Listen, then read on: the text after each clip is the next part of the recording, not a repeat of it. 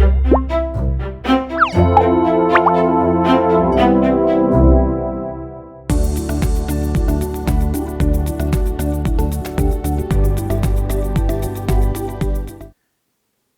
안녕하세요. 한국항공우주연구원 우주탐사연구부에서 근무하는 이주희라고 합니다. 여러분 만나 뵙게 돼서 반갑고요. 오늘 이 시간에는 태양계 첨체 탐사 분야에 대해서 이야기를 할 겁니다. 그 중에서도 우리가 달하고 화성에서 살아가려면 어떠한 것들이 필요한지 이런 것들에 대해서 알아보도록 하겠습니다. 이런 것들을 보고 앞으로 현재 우리가 유인우주 탐사가 본격적으로 진행되지 않지만 이런 것들을 보고서 여러분들이 향후에 유인우주 탐사 분야의 어떤 연구자를 길로 이렇게 오는 그런 좋은 기회가 됐으면 좋겠습니다. 자, 오늘 제가 말씀드릴 내용은 달과 화성 탐사를 왜 할까라는 이런 것에서 시작을 해서 달과 화성에서 생활하는 필요한 것들, 그리고 태양계 천체 중에서 과연 지구 위에 다른 천체의 생명체의 흔적이라든지 이런 것들이 있는지 이런 것들을 한번 알아보고요. 여러분들이 진로 탐색 분야에서 우주 탐사 분야의 연구자가 되려면 어떻게 하는 것이 좋은지 이런 것들로 말씀을 드리도록 하겠습니다. 자, 첫 번째 슬라이드인데요. 지구에서 살아가는 우리 달 화성 탐사 왜 하냐 이런 이야기를 많이 합니다. 저뿐만이 아니라 많은 분들이 우리가 해외에서 하는 달 탐사, 화성 탐사 이런 것들을 보면서 이런 질문들을 하고요. 또 우리나라가 현재 이제 달 탐사를 진행을 하고 있는데, 물론 사람이 가는 건 아니지만 이런 것들에 대해서 왜 하냐 이런 것들을 많이 질문하는 경우가 있습니다. 우리가 볼 때 지구에서 가장 가까운 천체가 바로 달이고요. 그리고 지구와 가장 유사한 천체가 화성입니다. 그래서 이런 것들을 통해서 무엇을 알 수 있는지 이런 것들을 한번 다음 슬라이드를 통해서 보겠습니다. 자, 우리가 우주 탐사 달, 화성 왜 갑니까? 라고 자꾸 묻습니다. 그렇지만 이것에 대해서 저는 이런 말씀을 드리고 싶어요. 우리가 만약에 지금 현재 상황에서 먹고 살기 어려운, 경제적으로 되게 빈곤한 이런 상황이라면 아마 우주 탐사는 이야기를 꺼내기가 어려울 겁니다. 그렇지만 우리나라의 경제 수준이라든지 이런 것들이 어느 일정 수준에 도달했고, 또 여기에서 우리 인간들이 교육을 통해서 어떤 우주나 이런 것들에 대한 호기심 이런 것들에서 출발해서 우주 탐사를 시작한다고 봅니다. 그리고 이런 것들을 통해서 시작이 되지만 실제적으로 우주 탐사를 통해서 우리가 얻는 것들은 다양하죠. 뭐 과학적 지식뿐만이 아니라 이것을 통해서 개발하면서 나오는 기술들도 이용할 수가 있고요. 또 장기적으로 인간이 달이나 화성에 가서 거기에 거주하면서 자원 개발이라든지 이런 것들을 통해서 우리 실생활에 쓸 수가 있다고 저는 생각을 합니다. 그래서 그러면은 그 중에서 왜 유독 달과 화성이냐? 아까 말씀드렸듯이 가장 가까운 천체가 달이고 지구와 가장 유사한 게 바로 화성입니다. 우리 지구, 달, 화성은 제가 볼 때는 서로 떼어놓고 생각하기에는 조금 불가능하지 않을까 이렇게 생각을 합니다. 45억 년 전에 우리 지구가 탄생할 때 달이 동시에 생겼다는 게 지금 정설인데요. 이렇게 보면은 그 당시 생겼을 때 이후로 여러 가지 변화가 있습니다. 지금 그림에서 보는 것처럼 지구는 다양한 이런 환경 변화가 일어납니다. 대기가 존재하기 때문에 환경 변화가 심하게 있고, 또 물이 흐르기 때문에 물에 의한 환경 변화도 심합니다. 그래서 초창기의 지구 모습 이런 것들은 찾아볼 수가 없죠. 그렇지만 비슷한 시기에 생성된 달에서는 그 초창기의 모습을 그나마 찾아볼 수가 있습니다. 그래서 제가 볼 때 이 지구의 어떤 과거를 알고 싶으면 이 달을 연구를 하면 여기에서 얻는 지식을 통해서 비슷한 시기에 생긴 우리 지구의 어떤 과거를 이렇게 볼 수 있지 않을까 이런 생각이 들고요.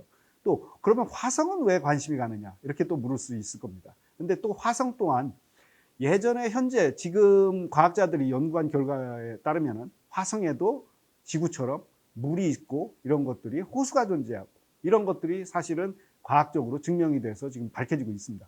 그런데 그렇다면 왜 화성은 지금 모습을 하고 있을까? 이런 것들이 상당히 궁금해지죠.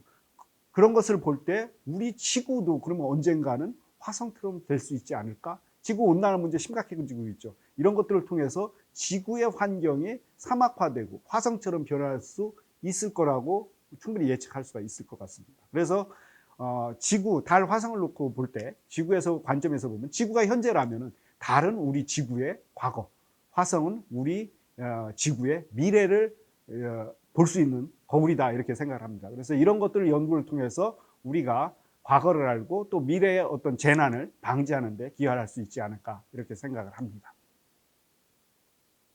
자, 달이나 화성 탐사는 사실 우리나라는 지금 막 시작이 됐어요. 특히 이제 달 탐사는 무인으로 가는 탐사선이 개발이 되고 있는데 미국 나사에서는 2033년에 달을 포함해 달을 건너서 화성에 사람을 보내겠다라는 계획이 지금 진행이 되고 있습니다.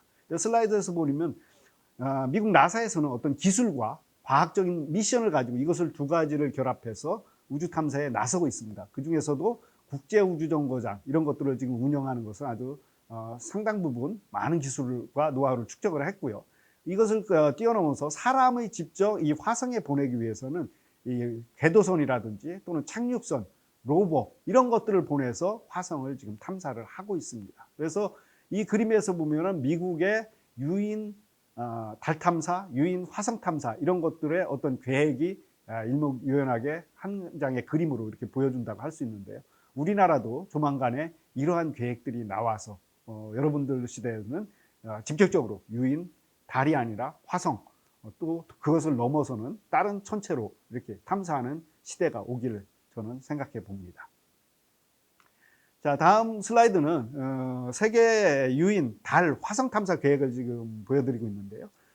그렇다면 우리는 어떻게 하느냐 이런 것들을 한번 고민해 볼 시간이 됐습니다.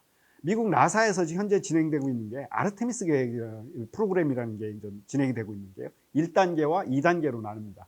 1단계에서는 달에 사람을 다시 보내는 거예요. 1969년에 달에 화성을 보냈지만 이후에는 사람이 직접 간 적은 없습니다. 그래서 미국 나사에서는 2024년에 달에 사람을 다시 보내겠다라는 것이고요.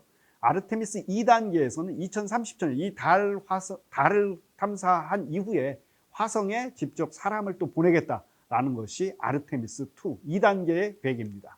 그래서 현재 이제 아르테미스 1단계가 진행이 되는데요.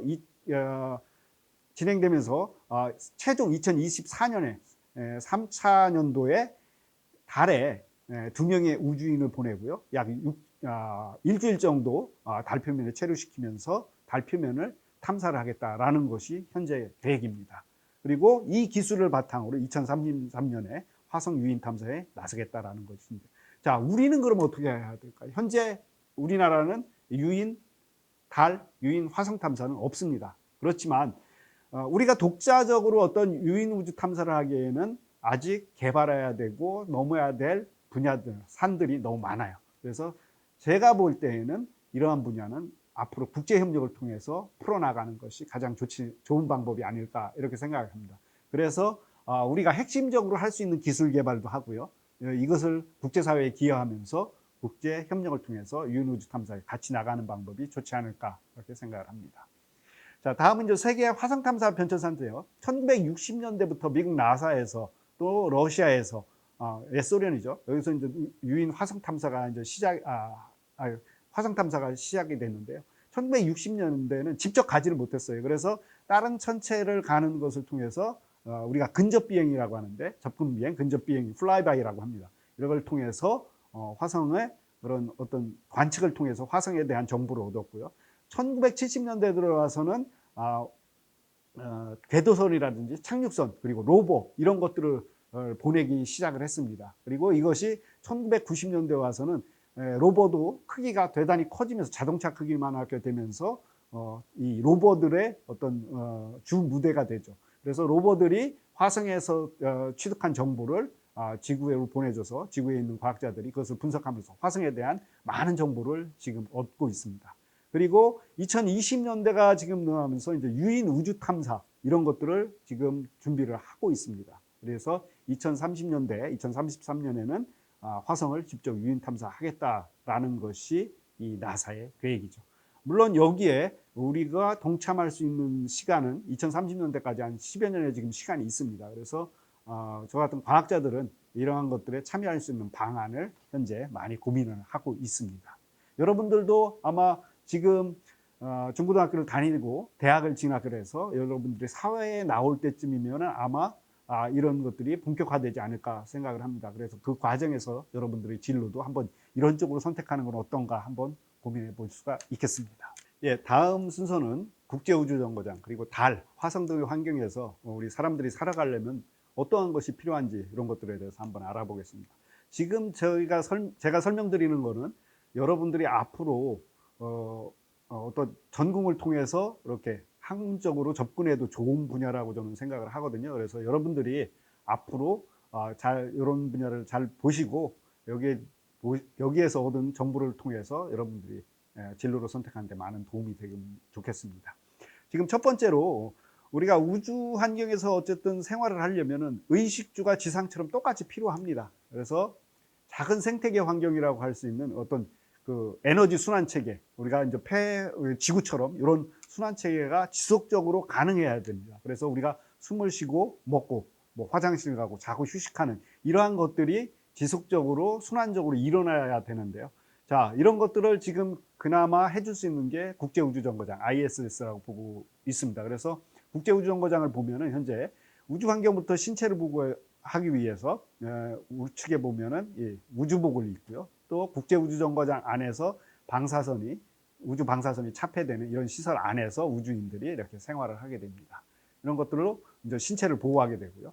그리고 먹을 것, 물과 음식이 필요합니다. 그래서 우리가 현재는 국제우주정거장의 모든 음식을 가져가서 통조림 형체 또는 건조, 동결건조 이런 것들을 통해서 가져가서 음식을 조리해 먹는데요.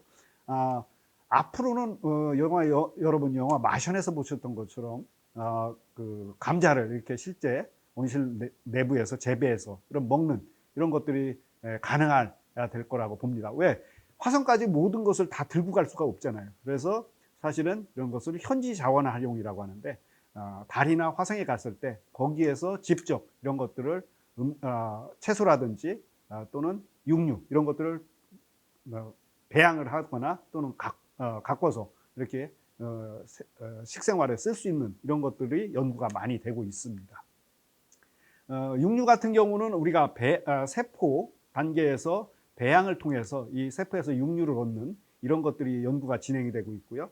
또 채소류에서는 실제 국제우주정거장에서 상추라든지 이런 것들을 직접 재배해서 취식하는 이런 것들을 연구가 현재 진행이 되고 있습니다. 그리고 우리가 숨쉬고 몸으로 장기간 생활하는 것이 어쨌든 국제우주정거장 현재 그런 폐쇄된 환경에서 이루어지고 있고요, 안전하게. 그리고 영화 마션에서 나오는 것처럼 지금 인공 주거시설 이런 것들을 이용할 수 있는 방법도 또 연구가 되고 있습니다. 그리고 달이나 화성에는 또 이런 동굴 이런 것들을 이용해서 인류가 최초의 어떤 주거를 시작한 게 이제 동굴이잖아요. 그래서 그런 것들을 활용해서 주거시설로 또 이용하는 이런 연구도 또 진행이 되고 있습니다. 다음은 이제 의복, 우리가 숨쉬고 입고 하는 것과 관련되는 건데요. 자, 우리가 숨쉬고 입고 하는 거에서는 우주복, 뭐 실내복, 또 우리가 숨을 쉬려면 산소가 발생이 돼야 되고 또 산소가 호흡을 통해서 이산화탄소로 바뀌어서 배출이 되면은 이 이산화탄소를 또 효과적으로 제거해주는 이런 연구들이 필요합니다. 그래서 여러분 이 슬라이드 왼쪽 그 상단에 보면은 이 우주복이 있고요, 소클 우주복이 있고요. 하단에는 아폴로 우주비행사가 우주인이 입었던 그런 우주 유형을 밖에서 입는 우주 유형 시에 입는 우주복이 있습니다. 그리고 중간에 보면은 요번에 스페이스X에서 드래곤 그 우주선에 탑승했던 우주인들이 이렇게 입었던 우주복이 있는데요. 사실 요 달에서 이용했던 우주복은 작은 우주선 같은 거예요. 왜냐하면 우주선처럼 밖에서 활동하는 우주인의 몸을 신체를 보호해 줘야 되기 때문에 호흡을 포함해서 모든 것이 이 작은 시스템 안에서 이루어져야 됩니다. 그렇지만 아까 말씀드렸듯이 이 소콜이라든지 이 드래곤 우주선에 탑승했던 우주인들이 입었던 이 우주복은 이런 실외에서는 입을 수가 없고요. 우주선 내부에서 우주인들의 어떤 급격한 어떤 비상 상황 이런 것에 몸을 보호해 주기 위해서 입는 우주복입니다. 그런데 이 소콜하고 드래곤 우주선에 탑승했던 우주인이 입었던 우주복하고는 많이 비교가 되죠. 많이 간결해지고 간결해지고 여러 가지가 장비들도 많이 제거가 된 아주 이용하기 편리한 형태로 많이 바뀐 그런 것이 되겠습니다. 그리고 중간에 보면은 이 우주인들이 입는 우주선 내부에서 입는 실내복인데요. 지금 이거는 그림에 나오는 거는 우리 이소연 박사가 국제우주연구장에서 입었던 실내복입니다. 그리고 지금 제가 여기 가리키는 이 중간 부분에 있는 것은 그 우주에서 무중력 상황에서는 심장에 가까운 쪽으로 이렇게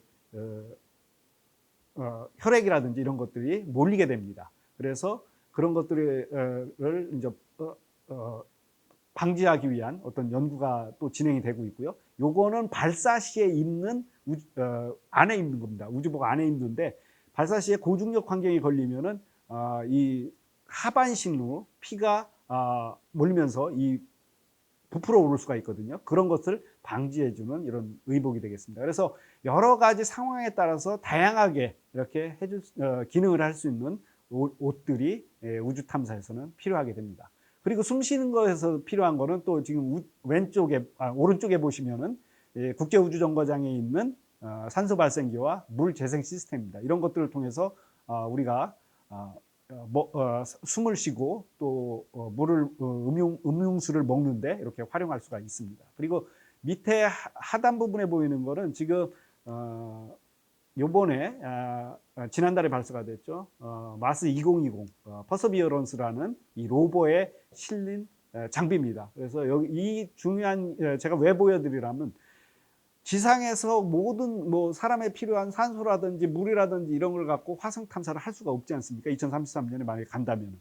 그래서 현지에 화성의 대기는 CO2가 주성분입니다. 이산화탄소가. 그래서 이산화탄소에서 산소를 뽑아서 우리 호흡에 쓸 수 있는 산소를 뽑아내기 위한 그런 실험 장치입니다. 그래서 약자로 몫이라고 하는데 이 몫을 이용해서 시간당 지금 이제 실험 수준입니다. 22g 정도의 산소를 뽑아내서 그 현지에 가 있는 우주인들이 이렇게 이용할 수 있게끔 하자는 그런 취지에서 이런 것들이 지금 실험이 진행되고 있습니다.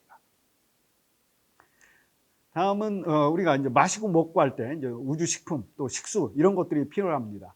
그래서 우리가 ISS에서 지금 사용하는 물은 오염물질을 제거해서 재활용을 합니다. 그래서 이런 것들을 현재 오른쪽으로 보면은 캐나다 우주인 크리스 헤드필드라는 우주인이 그 색수 재활용을 통해서 만든 물을 이렇게 맛보는 이런 장면이 되겠습니다. 그리고 만약에 우리나 달이나 화성 같은 데 나중에 가게 된다면은 물을 가지고 갈 수가 없잖아요. 그래서 현지 자원을 활용하는 측면에서 달에 가면 극지역이라든지 또는 크레이터 이런 쪽에 빛이 안 들어오는 영구 음영 지역에 있습니다. 이런 데에는 지금 달에도 충분한 물이 얼음 형태의 그런 물이 있다라고 됐기 때문에 이런 것들을 추출해서 물로 이렇게 바꿔서 우리가 사용할 수 있고요. 화성도 마찬가지입니다. 그래서 표면 아래에 있는 또는 음영 지역에 있는 이런 얼음들을 위해서 물을 추출하는 이런 것들이 연구가 되고 있습니다. 그리고 우리가 마시고 먹는 것 중에서 이제 국제우주정거장에서 이제 이용하는 건데요. 지금 오른쪽에 보이는 것이 우리 이소연 우주인이 2008년에 가지고 갔던 우리 한국에서 개발한 우주 음식이고요. 그리고 해외에서 개발해서 지금 이용한 피자도 있습니다. 그래서 이 왼쪽에 이제 보여지는데요. 중간에 부분에 보면은 가장 중요한 거는 실제 국제우주정거장에서 식물, 상추를 재배해서 먹는 실험을 한다는 겁니다. 그러면 시간이 가면은 앞으로 토마토라든지 감자 이런 것들도 실제 재배해서 우주인들이 지상에서 모든 신선한 야채를 가져가는 게 아니라 현지에서 이용할 수 있는 이런 연구를 지금 진행을 하고 있습니다. 다음 장은 우주인이 이제 거주하는 시설인데요. 국제우주정거장도 우주인이 안전하게 거주하는 그런 시설 중에 하나고요. 또는 달이나 화성에 갔을 때 표면에 어떤 상주 시설을 만든다든지 또는 로버 형태, 사람이 타는 자동차 크기 이상의 크기의 그런 거주 모듈을 만들어서 이용한다든지 또는 로버에 이런 것들을 실어서 이용한다든지 여러 가지 이제 형태의 연구가 현재도 진행되고 있습니다. 그래서 국제우주정거장의 예가 보이고요. 가운데 저희가 지금 항공우주연구에서는 생명유지 시스템, 유인우주 탐사에 필요한 핵심 기술 중에 하나인데 이런 것들을 연구하고 있기 때문에 장기적으로 이런 사람이 탈 수 있는 자동차 크기의 어떤 로버 형태의 그런 산소뿐만 아니라 CO2 제거하는 거 이런 것들 기능을 탑재하고 거주 시설로도 이용할 수 있는 이런 것들을 개발하는 것을 지금 생각을 하고 있습니다. 그리고 여기 유럽 우주청에서 만든 달기지라든지 또는 여기 스위스 로잔 공대에서 지금 제안한 화성의 우주기지 이런 컨셉 이런 것들이 지금 연구가 되고 있고요. 지금 오른쪽 상단에 보면 나사의 화성체류 모의 실험기지 이게 하와이나 또는 애리조나 사막지대 이런 데 있습니다. 그래서 이런 것들을 통해서 과연 사람이 달이나 화성에 갔을 때 얼마만큼 안전하게 체류할 수 있는지 이런 것들이 지금 연구가 진행이 되고 있습니다. 그래서 좀 이 지점에서 제가 조금 안타까운 거는 우리나라에서 이런 것들이 활발히 지금 진행되지 못한다는 게 조금 안타깝습니다. 그래서 여러분들이 저희가 그런 부분에 기반을 닦아 놓을 테니 여러분들이 앞으로 연구자의 길로 와서 이런 부분을 연구해 주면 참 좋겠다라는 생각을 감히 해봅니다. 예, 다음은 국제우주연구청에서 실제 잠자고 세수하고 이발하고 화장실도 가고 하는 모든 이런 과정들이 이제 보여질 건데요. 이런 것들을 사실은 달이나 화성에서도 동일하게 진행을 해야 됩니다. 그런데 차이점이라고는 달은 지구 중력의 6분의 1이고 화성은 약 3분의 1 정도의 중력이 있습니다. 그렇기 때문에 이렇게 무중력 환경 국제우주정거장으로는 다르겠지만 그래도 중력이 약한 지역에서 어떤 생활하는 데 필요한 것들이 이렇게 동시에 연구가 되어져야 되고 이런 것들도 앞으로 큰 연구 분야 중에 하나가 아닐까 이렇게 생각을 하고 있습니다.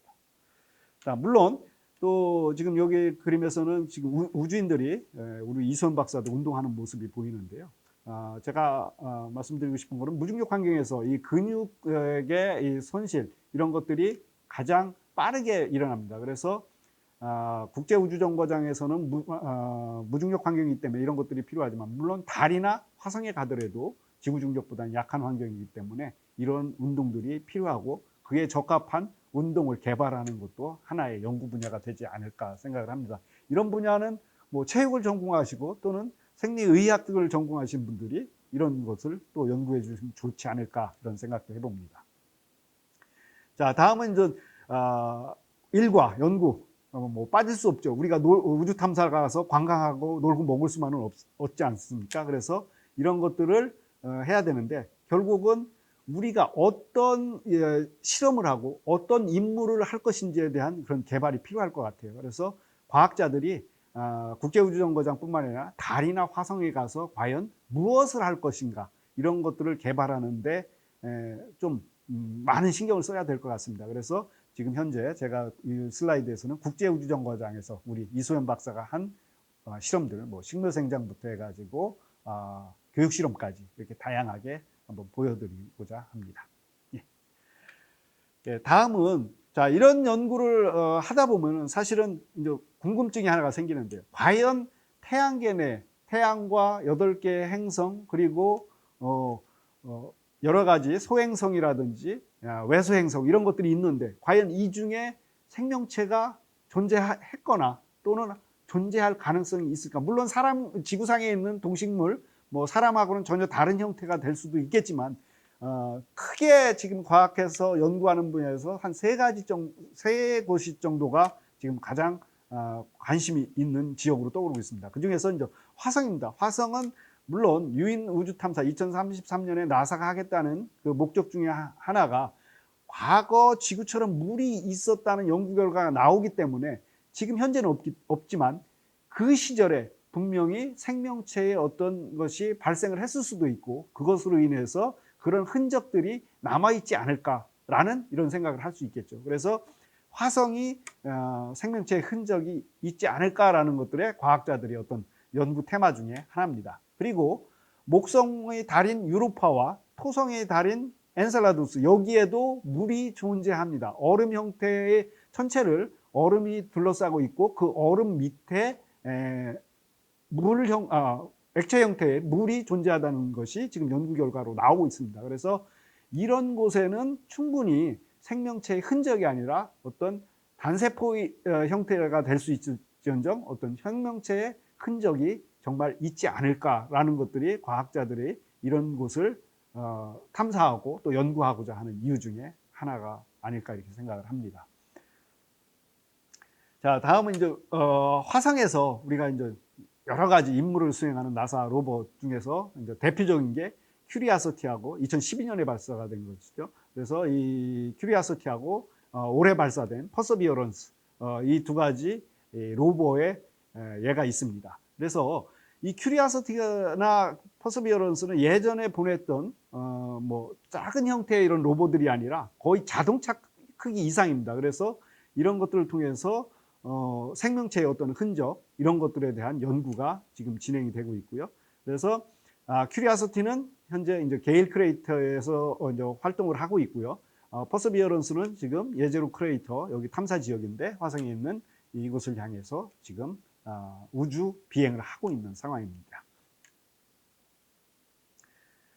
자, 다음 슬라이드는 우리 큐리아시티가 2012년에 화성에 도착해서 이렇게 촬영한 영상입니다. 실제 저는 이 그림을 어떤 설명이 없이 이렇게 보여준다면 아마 지구에 있는 어떤 하천이, 물이 마른 하천이 이렇게 보여지는 게 아닐까 이렇게 생각할 수도 있을 것 같아요. 그런데 실제 이런 강한 유수에서 마모된 것으로 추정되는 암석들이 실제 큐리아시티가 가서 관측을 해서 지구로 보낸 이런 영상이 되겠습니다. 그리고 이것도 마찬가지로 지금 좌측과 우측, 지구의 퇴적층은 지금 우측에 보이고 있는 거예요. 그래서 이런 것들을 보면은 화성과 지구의 환경이 너무 흡사하다 이런 생각이 듭니다. 그래서 예전에 물이 있었다면은 생명체가 발생했고 그런 생명체의 흔적이 분명히 화성에 있을 수 있겠다라는 생각을 충분히 가질 수 있을 것 같아요. 그래서 과학자들이 화성에 이렇게 탐사에 많은 공을 들이고 있는 중에 하나가 되겠습니다. 자, 그렇다면 2033년이 되면은 우리 세계에서 진행되는 유인 우주 탐사에 적합한 지점은 어디가 될까? 이런 것들을 이제 고민을 해봐야 되는 시점이 되는데요. 나사 JPL에서 이렇게 연구한 바에 따르면은 지금 그림에서 보는 것처럼 화성 북극쪽 위쪽 위도가 고위도 지역에 아르카디아 평원이라는 데가 있습니다. 이곳을 많이 강조하고 있는데요. 여기는 약 2.5cm 정도의 지표면을 파고 들어가면은 얼음 형태의 어떤 물이 있을 것이다. 이런 것들이 지금 예측이 되고 있어요. 그래서 이런 것들은 만약에 유인 탐사에 나선다면은 우주인들이 이용할 식수 그리고 로켓 연료 생성을 위한 어떤 수자원 이런 것들로 충분히 활용할 수 있지 않을까 생각이 됩니다. 그래서 어떤 화성 탐사를 준비하는 과정에서 어느 지역으로 갈 것인가 이거에 대한 충분한 연구도 지금 진행이 되고 있습니다. 자, 이거는 목성의 달인 유로파입니다. 유로파나 엔셀라두스, 토성의 달인 엔셀라두스에는 역시 아까 처음에 제가 설명드렸던 것처럼 얼음 형태의 이런 것들이 표면을 둘러싸고 있습니다. 그렇지만 그 안쪽에는 분명히 물 형태의 액체가 존재할까, 액체 형태의 물이 존재한다. 이렇게 지금 연구가 되고 있습니다. 그래서 유로파 표면 아래 아래에는 수심 100km에 이르는 액체 상태의 바다가 있을 것으로 이렇게 추정이 되고 있고요. 실제 2013년 12월에 유로파 표면에서 200km까지 상공까지 이렇게 치솟는 물기둥이 관측된 이런 사진을 실제 사이언스지의 논문으로 이렇게 제출된 바도 있습니다. 마찬가지로 앞에 것처럼 이 엔셀라두스, 토성의 달인 엔셀라두스에도 역시 똑같은 현상이 발생이 됐는데요. 이 왼쪽 중간에 보시면은 지금 탐사선이 이 토성을 지나가면서 이 토성 위성 근처를 지나가게 됐어요. 그래서 관측한 건데 남극 쪽에 아래쪽에 밝게 빛나는 것이 바로 얼음이 깨진 압력에서 얼음이 갈라지면서 나온 그런 물들이 강하게 분출되면서 관측이 된 이런 형태입니다. 그렇기 때문에 우리가 과학자들이 생각하기에는 물이 있다고 생명체가 반드시 존재하는 건 아닙니다. 그렇지만 물이 있기 때문에 생명체의 존재 가능성이 대단히 높아진다. 이렇게 설명을 할 수가 있겠죠. 그래서 이런 분야도 앞으로 지금 당장은 아니더라도 우리가 어떤 탐사선을 보낼 때 물론 얼음 형태를 뚫고 들어가서 액체 형태의 물속을 우리가 탐사해야 되기 때문에 어떤 잠수함 형태의 이런 탐사선이 되면 저는 적합할 거라고 생각을 합니다. 이런 것들을 보내서 탐사할 날이 2030년 이후에 오지 않을까 이렇게 생각을 하는데 여러분들이 그런 쪽에 한 역할을 해줬으면 좋겠다는 이런 생각을 해봅니다. 자, 그래서 우리가 준비해야 할 연구 분야를 한번 보겠습니다.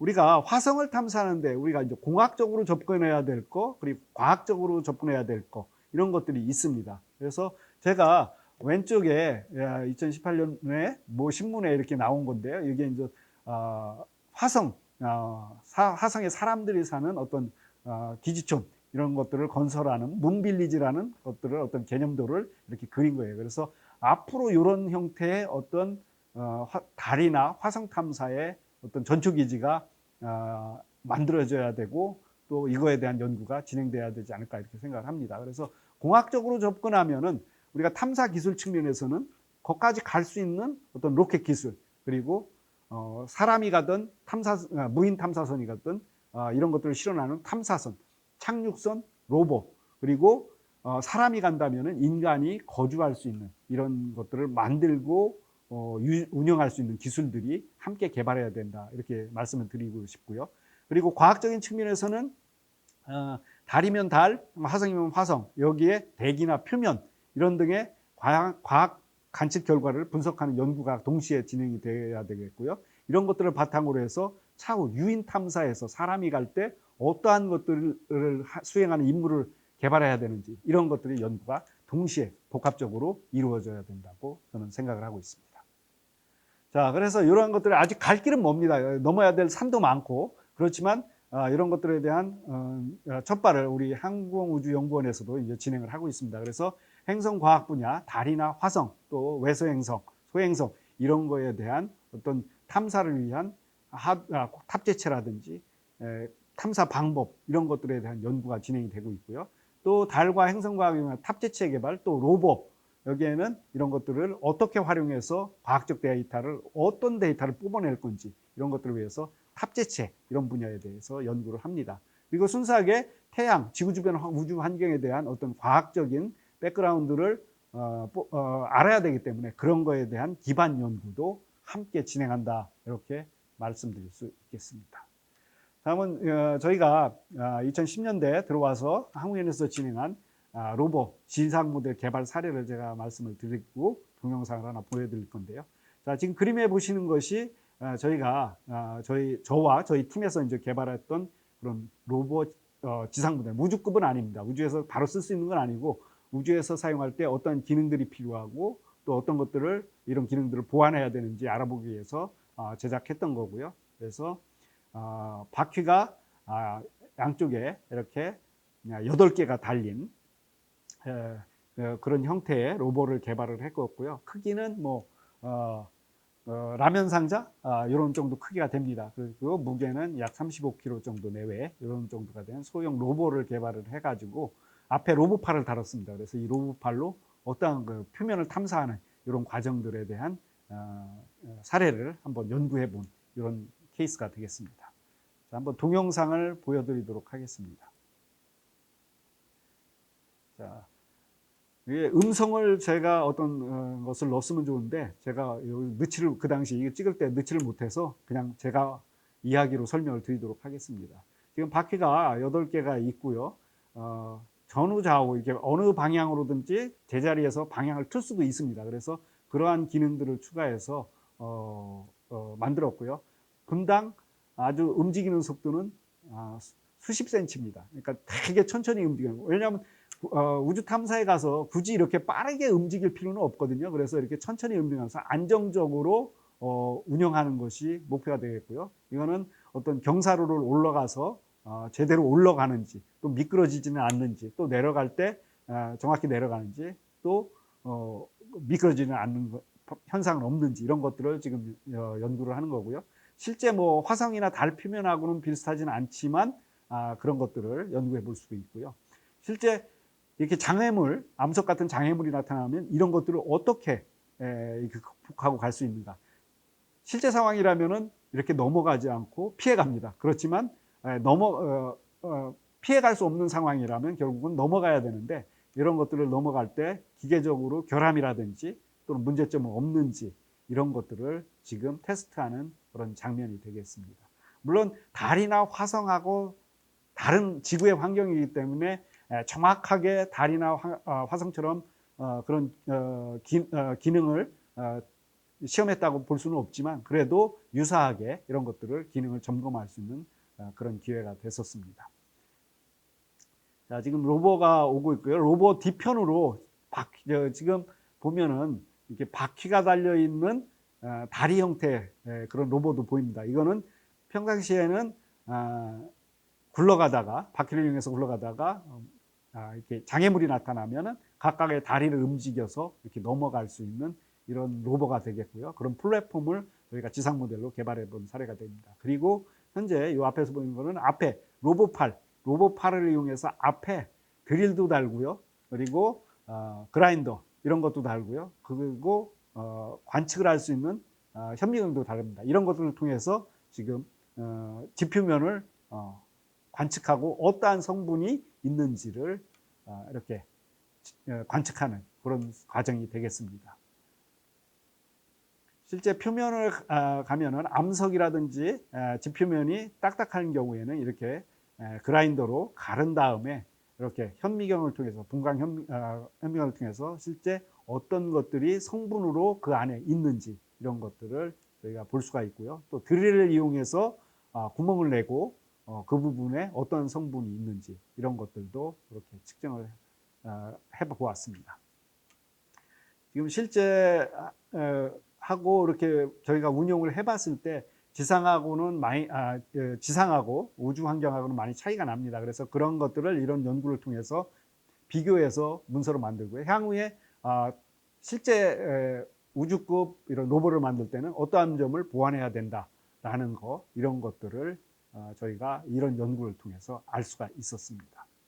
이런 연구가 앞으로 많이 이루어졌으면 좋겠다는 게 저희 바람이고요. 이런 분야에도 여러분들이 많이 지원했으면 좋겠습니다. 자, 이제 거의 끝부분에 왔는데요. 유인 우주 탐사를 제가 주로 이제 전공을 하지만 실제 우주 탐사 분야에 되면서 여러분들이 어떤 이런 분야 연구자가 되려면 무엇을 해야 되는지 이런 것들에 대해서 마지막으로 말씀을 드리고 마치도록 하겠습니다. 지금 왼편에 보면은 우리나라가 우주 탐사에 있어서 지금 인공위성을 만들거나 또는 발사체를 개발하는 그리고 한국 우주인 배출 처음 한 번 있었죠. 이런 부분은 지금 경험하거나 많이 진행이 된 부분입니다. 그렇지만 이쪽에 보면 우주급 로봇을 개발한다든지 우주에서 실제 어떤 우주 실험을 한다든지 또는 해성 탐사선을 본다든지 국제우주정거장을 만들어서 운영한다든지 우주 망원경을 만들어서 운영 이런 것들은 실제 진행된 적이 없어요. 그래서 이런 부분이 앞으로 여러분들의 어떤 진로의 한 분야가 되지 않을까 이렇게 지금 생각을 하고 있고요. 진로를 선택하기 전에 제가 여러분들한테 꼭 당부드리고 싶은 거는 공학하고 과학을 조금 구분을 했으면 좋겠어요. 그래서 공학이 적성이 맞는 사람이 과학을 선택했을 때는 사실은 하기가 조금 어렵고요. 또 과학이 적성이 맞는 사람인데 공학을 선택했을 때는 역시 마찬가지로 하기가 어렵습니다. 그래서 여러분들이 중학교, 고등학교 과정을 거치면서 꼭 해야 될 것 중에 하나가 내 적성이 어느 분야에 잘 맞는지 이런 것들을 한번 곰곰이 생각을 해볼 필요가 있습니다. 그래서 여기 보면 우주공학하고 과학을 제가 써놨는데 사실은 공학하면은 어떤 하드웨어, 물건을 만드는 걸 생각하시면 됩니다. 그래서 기계공학, 전자공학, 전기공학 이런 것들이 쭉 되고요. 또 우주과학이라면은 실제 이런 하드웨어를 이용해서 관측을 하고 그 관측 결과를 분석하는 이런 연구를 합니다. 그래서 물리나 수학, 천문학, 우주과학 이런 것들을 전공하는 사람이 사실은 이 분야를 해야지 앞으로 많은 어려움이 있을 때도 극복하고 잘 해나갈 수 있다고 봅니다. 그래서 이런 것들에 대해서 좀 더 고민을 많이 해주셨으면 좋겠고요. 그리고 가장 중요한 거는 정말 본인이 좋아하는 분야를 하셔야 됩니다. 만약에 그렇지 않다면은 어려운 일이 있을 때는 이것을 극복하기가 상당히 어렵죠. 그래서 이런 것들을 제가 말씀드리고 또 이제 우주 탐사 분야에 전공을 하시려면 그에 걸맞게 물리나 수학, 기계, 전자, 외국어 이런 것들에 대한 어떤 전공 지식 이런 것들도 나중에 대학에 진학했을 때 충분히 갖췄으면 좋겠다 이런 말씀을 드리고요. 앞으로 여러분 제가 마지막 당부는 유인 우주 탐사 또 무인 우주 탐사 구분할 거 없이 많은 분야에서 우리나라가 해야 될 것이 많은 분야 중에 하나입니다. 그래서 이런 분야에 여러분들이 많이 지원하시고 우리나라의 그런 과학과 기술을 발전시킬 수 있는 그런 인재가 돼 주었으면 좋겠다 이렇게 말씀을 드리면서 강의를 마치도록 하겠습니다. 감사합니다.